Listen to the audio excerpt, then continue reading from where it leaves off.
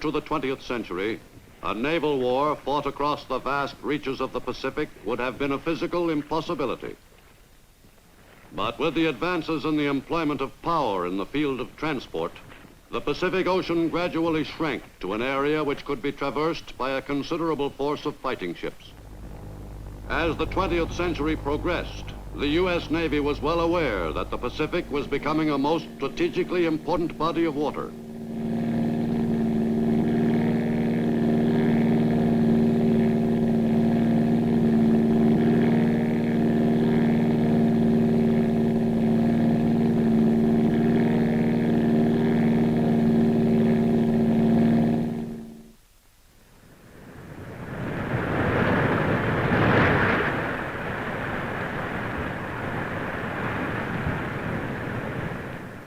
Arriving in Hawaii some 2 weeks after the attack at Pearl Harbor, Admiral Chester W. Nimitz assumed command of the Pacific Fleet.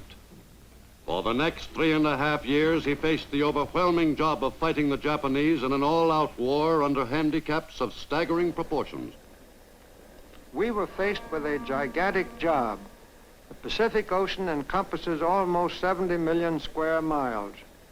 To wage war across this trackless battleground is an enormous task for any fleet or combination of fleets. With our crippled Pacific Fleet, the job in early 1942 was all but impossible.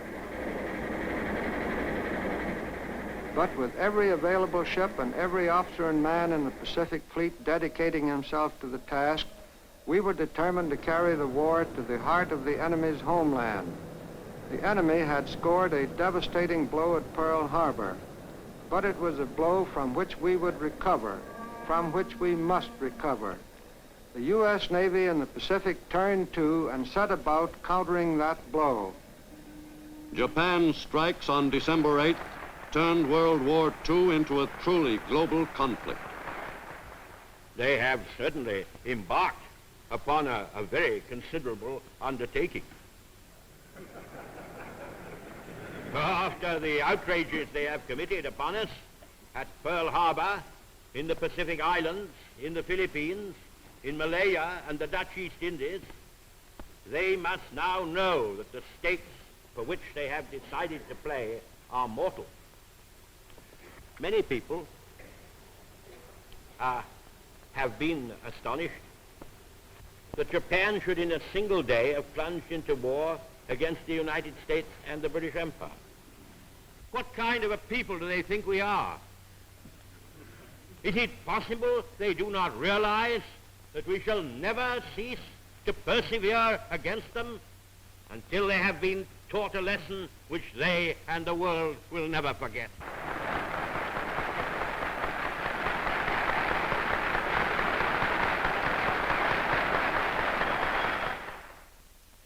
The first move in the Navy's plan of attack called for the establishment of bases in the far reaches of the Pacific. Bases from which the Navy's warships and amphibious forces could attack the enemy in his own bailiwick. During the early months of the war, the establishment of those advanced bases on islands with unfamiliar names was a matter of great urgency. Inasmuch as the islands were not many miles from enemy territory, planes were the most important items of equipment. The bases hurriedly rushed into operation in the South Pacific in those early months of the war were in great measure responsible for staving off the enemy in his drive toward Australia and New Zealand. Without those bases, the U.S. would have been at such a disadvantage that it is quite doubtful that the enemy could have been checked in the far Pacific. But though planes did arrive at the new Pacific bases, they were few in number.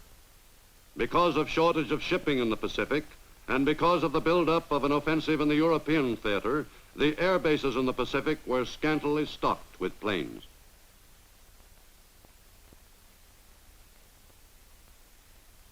When a small shipment of new planes did arrive, they were quickly assembled and ready for their first takeoff. The Army and its Air Force were convinced of the importance of these island air bases, which were often referred to as unsinkable carriers.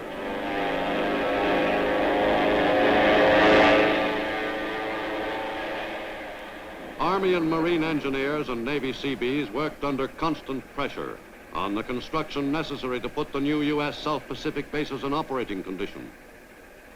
Everyone was well aware that he was involved in a race against time, for the enemy was in a good position to move a little farther south and overwhelm the U.S. island bases. The engineer units accomplished almost impossible feats of construction. Occasionally, in their haste, they suffered a setback in their progress.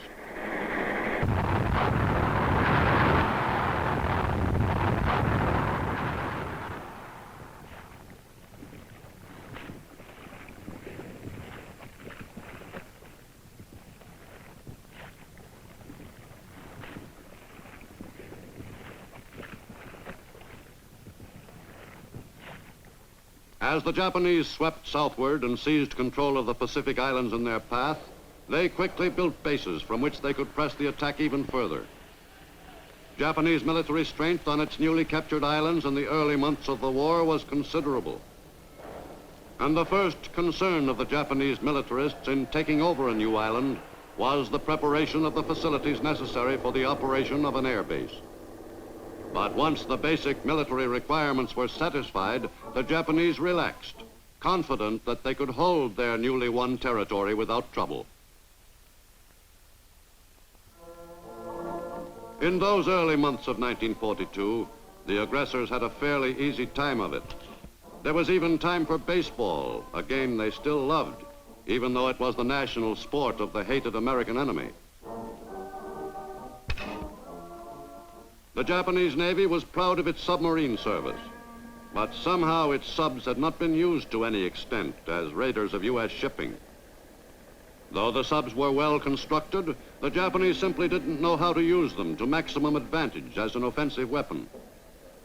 The Japanese militarists had paid relatively little attention to the importance of supply in the maintenance of its far-flung conquests. As they gradually awoke to their shortcomings on the planning level, the Japanese Army Command subsequently brought pressure to bear on the Navy to provide combat submarines for transportation of Army supplies. But the main elements of the Japanese Navy were used to full advantage. Japanese sailors were proficient in the performance of their assigned duties and possessed a strong fighting spirit. Not for over a century had the U.S. faced an enemy Navy so tough and well-trained as the Japanese. In February 1942, that Navy was at peak strength, ready and anxious to engage any Allied naval units which could be located. In late February, 2 Japanese naval forces proceeded southward in a pincer movement against Java. On February 27th, in the Java Sea, the Japanese fleets gained their opportunity. On that afternoon, the Japanese movement south was challenged by a ragtag Allied force of American, Dutch, Australian, and English warships, which had never operated as a unit. The Japanese naval forces went into action at once. The Allied fleet, operating with little coordination, was foredoomed to defeat. While losing no ships of their own, the Japanese virtually annihilated the Allied force, sinking 2 cruisers and 3 destroyers in the 8-hour-long action, and knocking out 7 more Allied warships attempting to escape. From that point on, the Japanese held complete control of those waters.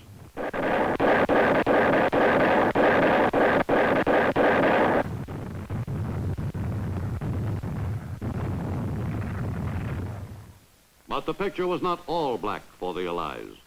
In late January, fast U.S. carrier forces were assigned to move into enemy-controlled waters and carry out a raid on the Marshall Islands, a strong link in Japan's outer defense ring. Early on the morning of February 1st, the fleet was in position for the attack. Its planes and ships opened up against 6 atolls in the eastern and central Marshalls. In command of Task Force 8, in that first daring raid into enemy territory, Admiral Bull Halsey was overjoyed that he had been given this chance to hit back at the enemy.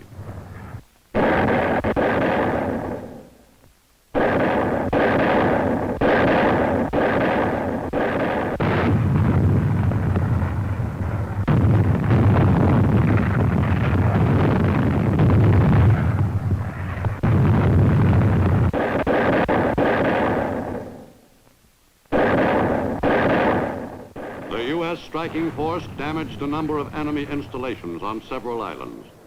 But perhaps even more important was the lift the raid gave to American morale on the fighting fronts and in the U.S. A few weeks later, Wake was hit in the first attack on that island, which the Japanese had had such difficulty in seizing some 2 months earlier. Early in March, Japanese positions in New Guinea came under attack by a fast U.S. carrier fleet, which effectively plastered the enemy at Lae and Salamao. Stimulating as these raids were to American spirits, the U.S. High Command felt that something incredibly bold was needed. In mid-April 1942, the carrier Hornet moved steadily westward, equipped with a complement of B-25 bombers. Army Air Force Lieutenant Colonel Jimmy Doolittle and the Hornet's Captain Mark Mitcher were collaborating on a top-secret assignment, a raid on Tokyo itself. The Navy's Task Force 16 was commanded from the Enterprise by Admiral Halsey, whose fervent desire to strike further and further into enemy territory was being gratified. Never before had the Air Force even considered the possibility of flying a bomber the size of a B-25 off the deck of a carrier. Although the Air Force personnel had practiced taking off from a restricted space at a Florida base, this was the first attempt at taking off from a real carrier deck. Every man in the fleet held his breath.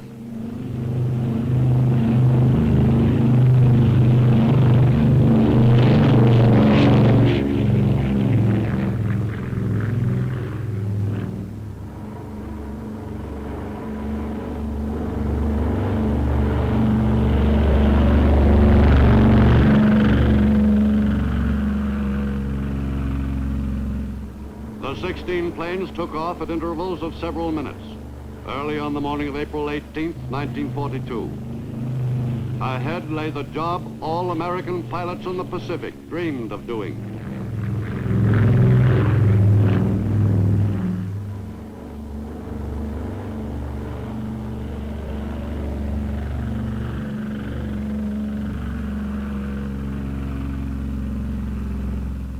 Admiral Halsey called the flight one of the most courageous deeds in all military history.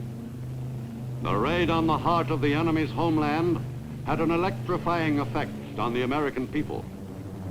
The strike group's commander, Colonel Doolittle, was justifiably proud of his team's performance.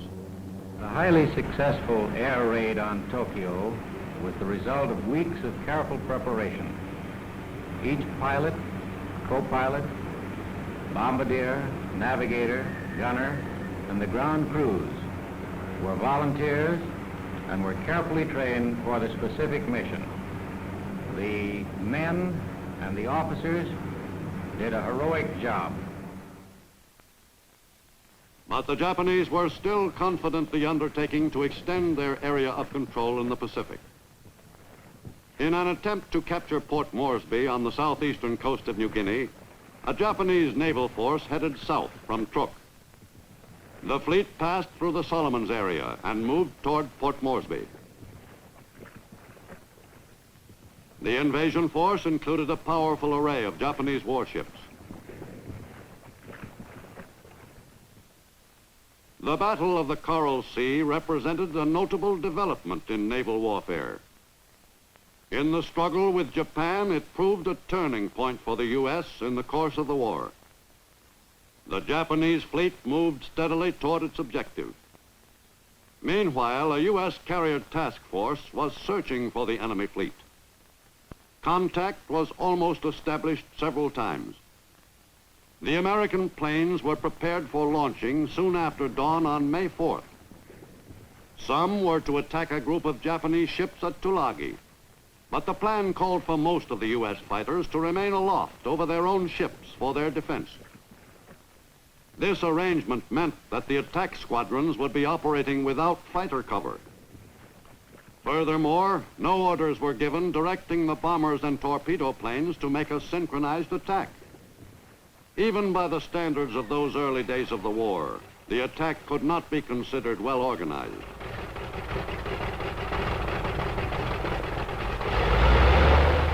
But the command to hit the enemy's naval units was carried out on schedule.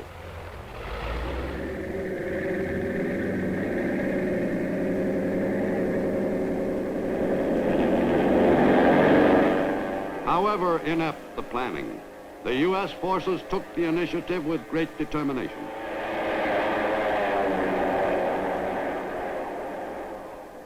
The burden of the search for the main body of the Japanese fleet fell principally on the carrier planes operating from the Yorktown and Lexington, since land-based Allied planes were only moderately helpful in spotting the enemy fleet as it proceeded toward New Guinea.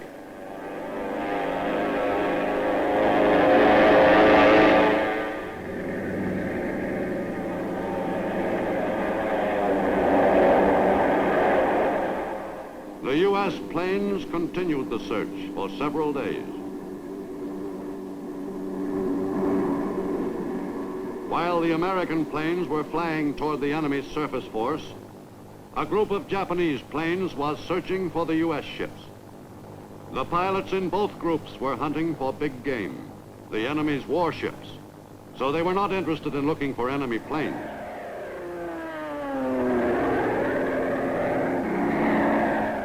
When the Japanese pilots spotted their targets, U.S. gunners were waiting for them.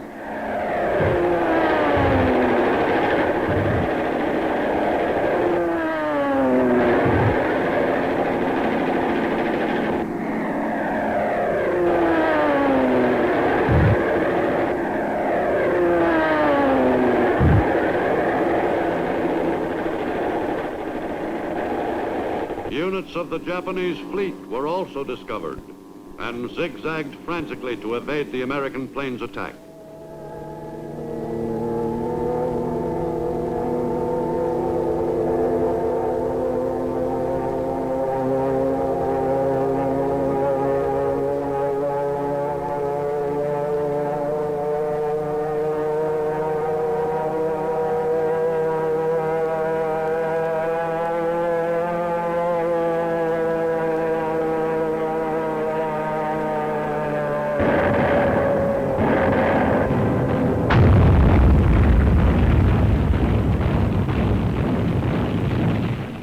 The U.S. planes sank a Japanese light carrier early in the engagement.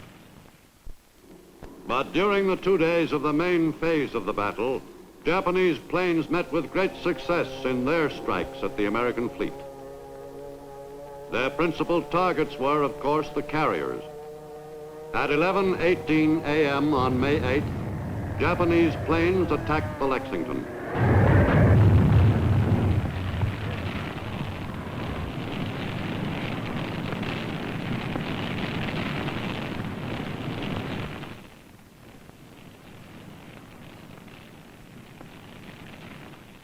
The loss of the Lexington was a heavy blow to the already crippled U.S. Pacific Fleet. In the key naval battle of the Coral Sea, losses were almost evenly divided as far as ships were concerned. But the Japanese invasion force had been successfully put to rout. All the ships sunk in this first battle in a new kind of naval engagement were hit by planes. The surface ships never exchanged a salvo. The planes shot down constituted a considerable percentage of the carrier attack groups. The Japanese failed to realize that their plans for future attacks against U.S. forces in the Pacific were no longer a Japanese secret. Shortly before the Battle of Coral Sea, the U.S. Navy had succeeded in breaking the Japanese code. This fortunate turn of events came at a point when the U.S. Pacific Fleet was in feeble condition to fight a war across the stretches of that vast ocean. As in the case of the Coral Sea, the U.S. Navy had advance information on the next Japanese strike. A planned attack on Midway Island, westernmost outpost of the Hawaiian archipelago. America's spent Pacific Fleet raced up from the south to meet the Japanese naval attack force. The U.S. fleet, reinforced by ships from the States, engaged the Japanese force, which had been counting on sneaking in unopposed off Midway Island.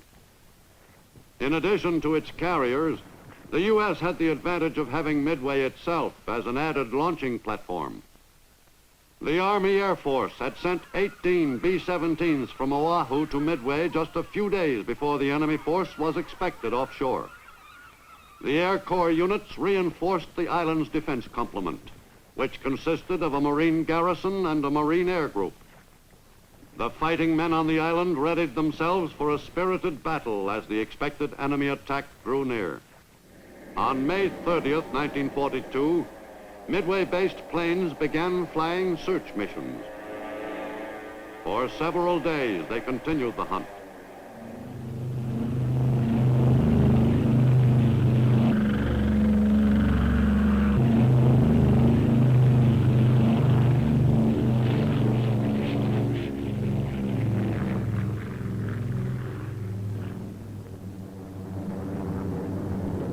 Finally, on June 3rd and 4th, the search proved successful. American planes from Midway were reinforced by carrier aircraft, and the most important single naval engagement of the war in the Pacific was begun.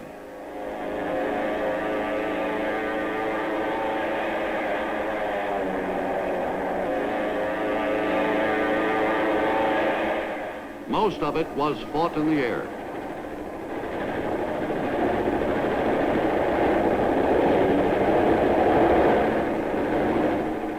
The Japanese carrier-based planes sped to the attack, intent on knocking out the American airstrip and emplacements on Midway.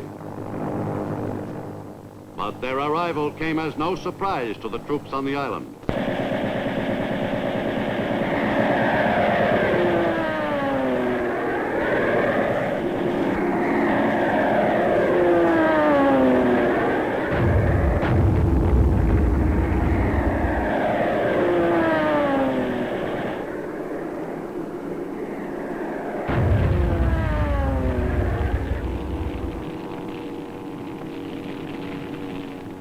The island and its garrison took a heavy pounding, but successfully withstood the intensive raid. During the frenzied three-day battle, the Japanese ships maneuvered desperately in an attempt to evade American planes, which were performing magnificently in the decisive engagement.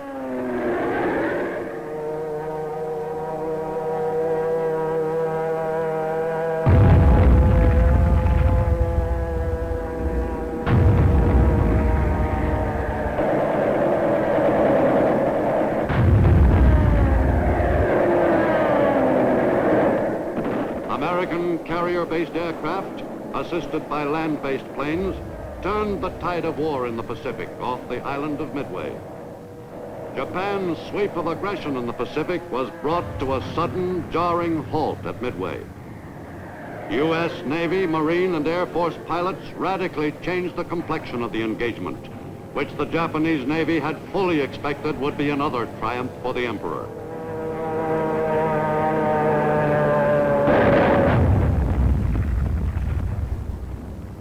U.S. torpedo planes off the carriers made heroic, low-level attacks on the enemy's ships.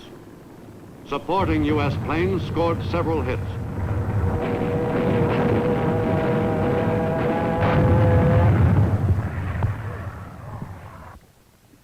All the Japanese heavy carriers which participated in the Battle of Midway were put out of action during the engagement.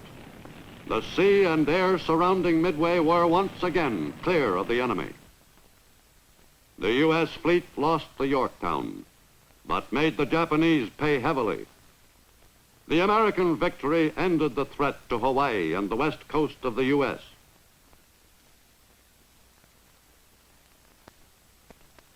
The Battle of Midway was the first decisive defeat the Japanese Navy had suffered in 350 years. At Midway, the new important role of air power in naval warfare was accentuated.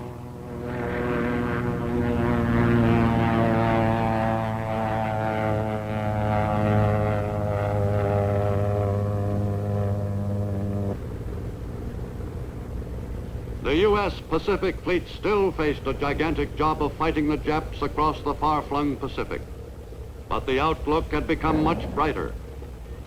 2 months later, at an island in the South Pacific most people had never heard of, the first ground offensive by American forces in any theater was launched against the enemy. On August 7th, 1942, U.S. Marines invaded Guadalcanal.